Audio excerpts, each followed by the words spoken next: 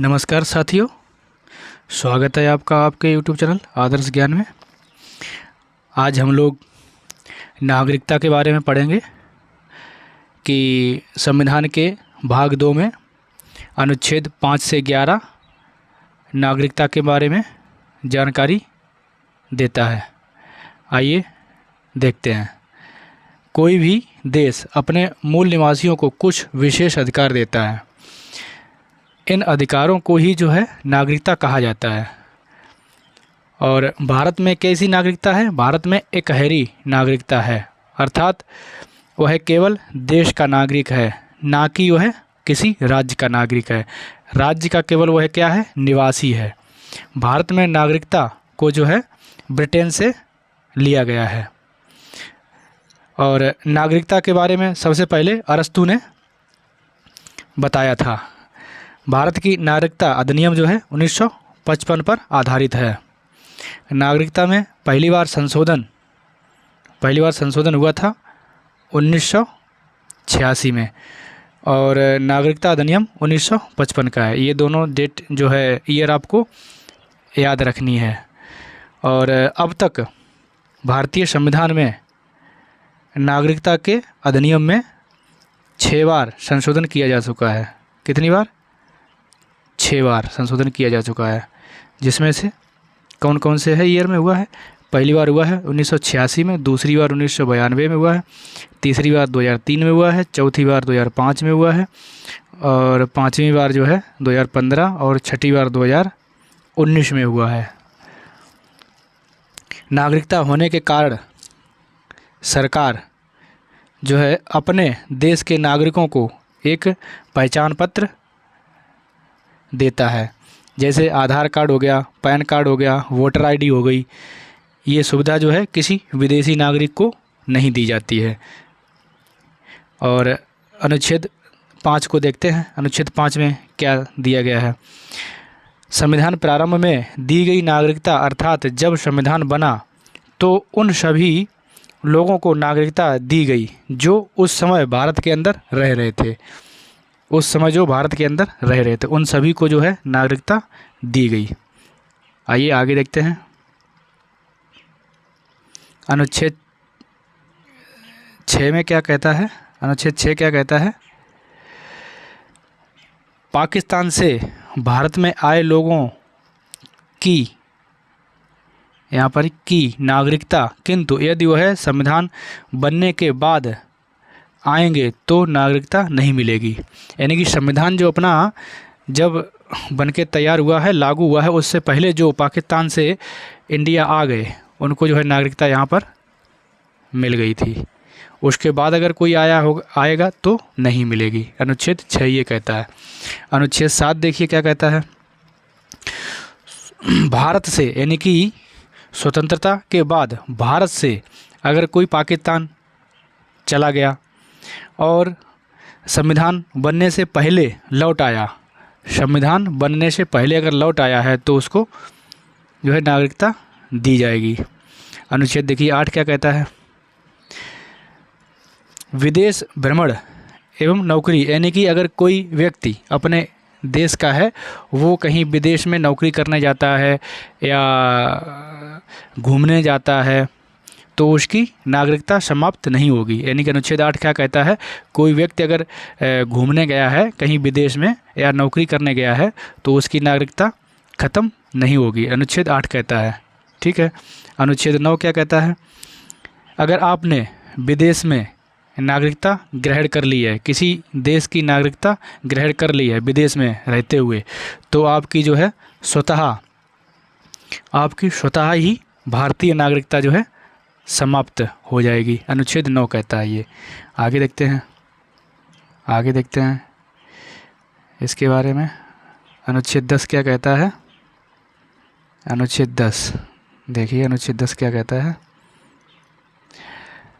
भारतीयों की नागरिकता बनी रहेगी तब तक जब तक कि वह कोई देश विरोधी कार्य ना करे। यानी कि अगर आप देश विरोधी कोई कार्य करते हैं तो आपकी नागरिकता को छीना भी जा सकता है।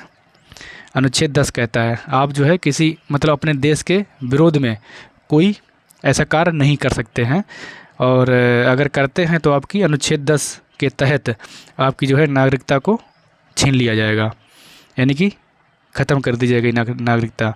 अनुच्छेद देखिए 11 क्या कहता है, नागरिकता संबंधी कानून जो है बनाने का अधिकार किसको दिया हुआ है, संसद को दिया हुआ है। यानी कि कोई भी कानून बनेगा नागरिकता से संबंधित तो वह कौन बनाएगा, संसद, यानी कि संसद बनाएगी। और यह जिम्मेदारी किसके पास होती है, गृह मंत्रालय के पास होती है। ठीक है, आइए देखते हैं आगे क्या है। नागरिकता अधिनियम, यानी कि नागरिकता अधिनियम 1955 का है। ठीक है, अब क्या है, भारत में नागरिकता प्राप्त करने की विधियाँ, यानी कि भारत में नागरिकता प्राप्त करने की जो है कितने प्रकार से आप नागरिकता ग्रहण कर सकते हैं, तो 5 प्रकार से, यानी कि कितने प्रकार से, 5 प्रकार से आप जो है नागरिकता को ग्रहण कर सकते हैं। आगे देखते हैं। नंबर 1 क्या है, जन्म के आधार पर। नंबर 1 क्या है, जन्म के आधार पर। भारत में जन्म लेने वाले सभी बच्चों को नागरिकता दी जाएगी यदि उनके माता पिता भारत के नागरिक हैं तो। यानी कि पहला प्रकार है, अगर बच्चे ने जन्म भारत में लिया है और उसके माता पिता भारतीय हैं तो उस बच्चे को जो है नागरिकता जन्म से ही मिल जाएगी, यानी कि जन्म के आधार पर उसको नागरिकता मिल जाएगी। नेक्स्ट देखते हैं, नंबर 2 क्या है। नंबर 2 है वंश के आधार पर, यानी कि नंबर 2 क्या है, वंश के आधार पर नागरिकता। क्या है, विदेश में जन्म लेने वाले बच्चे को भी नागरिकता दी जाएगी यदि कोई बच्चा विदेश में जन्म लेता है, यदि उसके माता पिता या दोनों में से कोई एक भारतीय नागरिक है तो। क्या है, कोई अपना, यानी कि माता पिता में से कोई भी एक व्यक्ति जो है अपना भारतीय होना चाहिए। ठीक है, चाहे बच्चा वो विदेश में भले ही पैदा हुआ हो, जन्म उसका विदेश में हुआ हो। नेक्स्ट क्या है, तीसरा नंबर, पंजीकरण से। इसी विधि द्वारा नागरिकता प्राप्त करने के लिए व्यक्ति को 7 साल लगातार भारत में रहना होगा। इस विधि द्वारा राष्ट्रमंडल देशों की नागरिकता दी जाती है। अच्छा, चौथा क्या है, देशीकरण। देशीकरण क्या होता है, वैसा व्यक्ति जो भारत की किसी एक भाषा को भी जानता है और सकारात्मक सोच रखता है, वैज्ञानिक या कला में निपुण हो और भारत में 10 वर्ष से लगातार रह रहा हो तो उसको जो है नागरिकता दे दी जाएगी। आगे देखते हैं, पांचवी प्रकार से क्या है, अर्जित भूमि।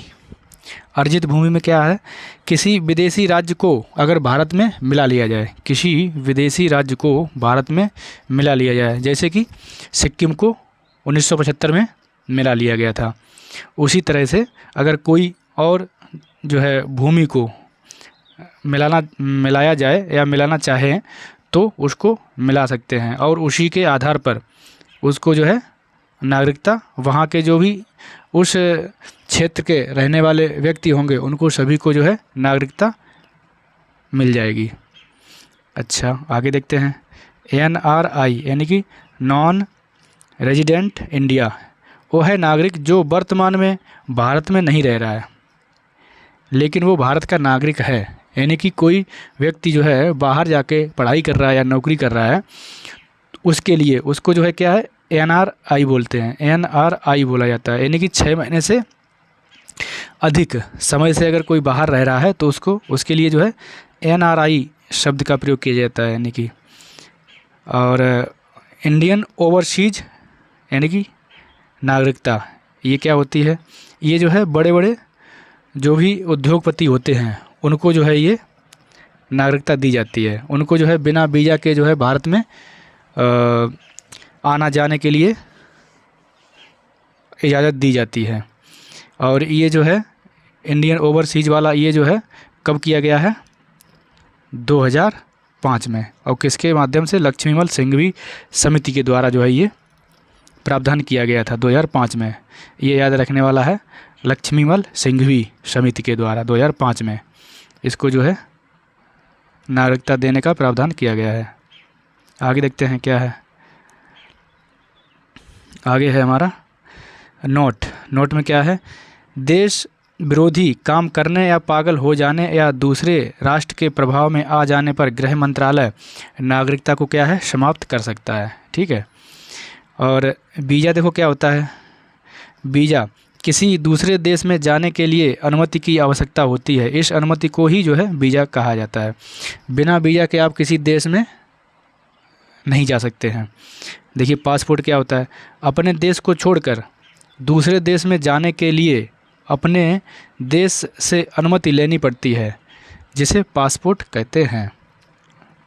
देख लीजिए आगे क्या है, CAA, यानी कि CAA क्या है, सिटीजनशिप अमेंडमेंट एक्ट 2019। यह है भारत की संसद द्वारा पारित एक अधिनियम है, जिसके द्वारा सन 1955 का नागरिकता कानून को संशोधित करके यह व्यवस्था की गई कि 31 दिसंबर 2014 के पहले पाकिस्तान, अफ़गानिस्तान, बांग्लादेश से धार्मिक प्रताड़ना वाले अल्पसंख्यक यानी कि मुस्लिम समुदाय को छोड़कर हिंदू, बौद्ध, सिख, जैन, पारसी एवं ईसाई को भारत की नागरिकता प्रदान की जाएगी। इस विधेयक में भारतीय नागरिकता को प्राप्त करने के लिए आवश्यक 11 वर्ष तक भारत में रहने की शर्त में भी छूट देते हुए इस अवधि को 5 वर्ष तक रखा गया। और 20 दिसंबर 2019 को पाकिस्तान के 7 शरणार्थियों को भारतीय नागरिकता देकर यह अधिनियम को लागू कर दिया गया। यानी कि आगे देखते हैं, बस ख़त्म हो गया है। और अगर हमारा यह वीडियो आपको अच्छा लगे तो लाइक, शेयर एंड सब्सक्राइब करना ना भूलें। बहुत बहुत धन्यवाद।